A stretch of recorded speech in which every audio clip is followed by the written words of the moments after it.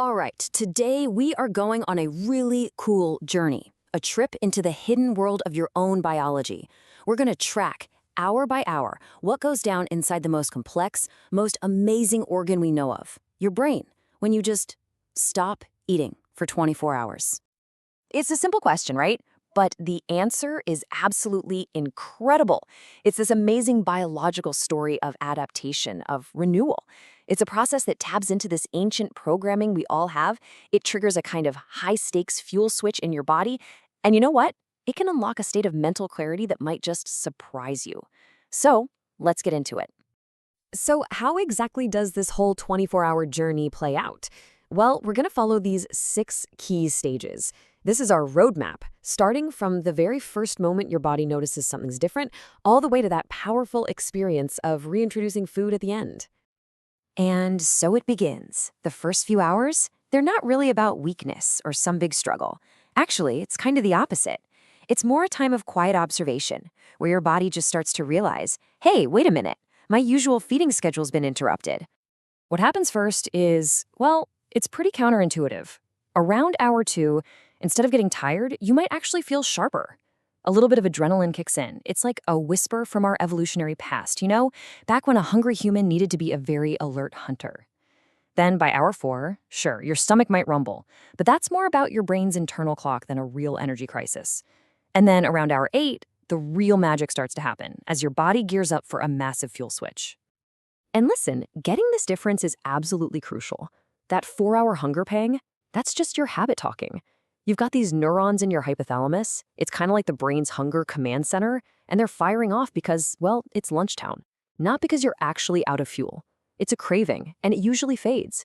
True hunger, that's a much deeper, more patient signal that shows up way later once your body is sure it needs to tap into its backup generators. Okay, so once your body realizes no more food is coming in, its deep, ancient intelligence really starts to shine. It doesn't panic, it just adapts. And it kicks off this remarkable process of finding energy from within. And this number right here, this explains exactly why that adaptation is so critical. Your brain, it's only about 2% of your body weight, but it is an absolute energy hog. It demands a full 1/5 of all your power. It normally runs on glucose, sugar. So when that supply starts to run low, your body has to find a new, high-quality fuel source, and it has to find it fast. So how does it pull it off? Well, here's how. First, your liver burns through all its easy-access sugar stores. Then, when those get low, it flips a switch called lipolysis, which basically just means it sends a signal to your fat cells to unlock and release their energy. But here's the thing, the brain can't use that fat directly. So the liver performs this amazing act of alchemy, converting those fatty acids into these special molecules called ketones, and that becomes the brain's new premium fuel. Now, while this whole fuel switch is happening, another powerful process called autophagy kicks into high gear. The best way to think of it is like your body's internal recycling program. It starts cleaning house, clearing out damaged proteins and old cellular junk. And this isn't just about cleaning, it's about renewal. It breaks down the old parts to build new, more efficient ones. This process is so important for longevity and is one of the biggest benefits of fasting for your long-term brain health. Okay, so now we're entering a totally new phase of the fast. The hard work of the fuel switch is done, and your brain is now successfully running on a new power source. Welcome to the era of ketones, a fuel that isn't just a backup. In many ways, it's an upgrade. Running on glucose can be a bit of a roller coaster. You eat, your sugar spikes, you feel great, and then it crashes. And that's when the brain fog rolls in. A brain running on ketones? Totally different story. It's a smooth, steady, high-octane stream of energy. There are no spikes, no crashes. This right here is the biochemical reason so many people report that calm, sustained mental clarity when they fast.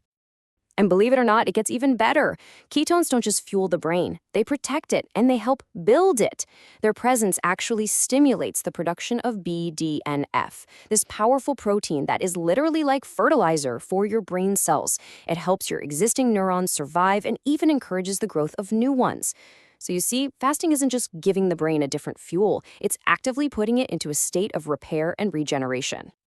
So we've covered all the biochemistry, but what does this incredible shift actually feel like? In this next phase, we move from the purely biological stuff to the experience itself. And this is where the profound effects on your focus and consciousness really start to show up.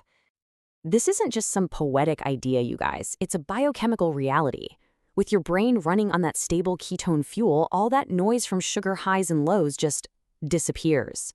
Neurotransmitters that affect your mood and motivation, like dopamine and serotonin, they start to level out. And your mind, now that it's free from all those distractions, can finally turn inward and just feast on pure thought. And this feeling isn't just in your head, it's measurable. For example, brain imaging studies show that during a fast, the connections between the parts of your brain responsible for attention and decision-making actually get stronger. On top of that, the default mode network, which is your brain's hub for creativity and self-reflection, it becomes more active. The clarity is real and it's happening at a neurological level. So as we get close to that 24-hour mark, let's just step back for a second and look at the bigger picture. Fasting isn't some new biohack or a trendy wellness thing. No way.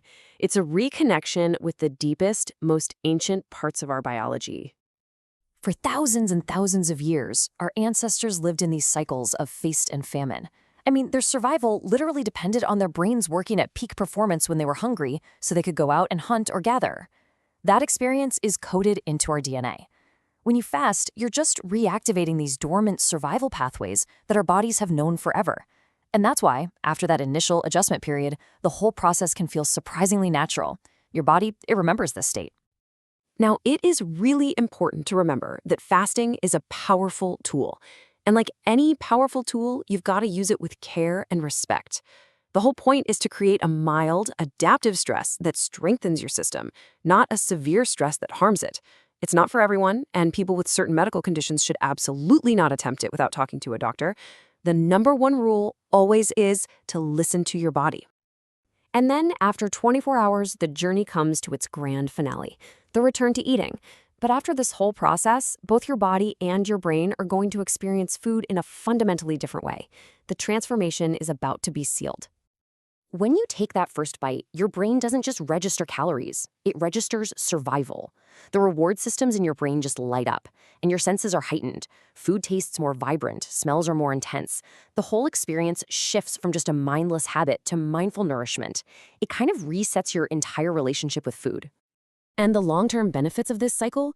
Well, they're now being confirmed by top institutions. For instance, research from places like Harvard and the NIH is showing that intermittent fasting can improve neuroplasticity. That's your brain's ability to learn and adapt. It also gives a huge boost to that cellular cleaning process, autophagy, and can even switch on genes related to longevity. The ancient wisdom is finally being proven by modern science. So ultimately, this 24-hour journey is about so much more than just skipping a few meals.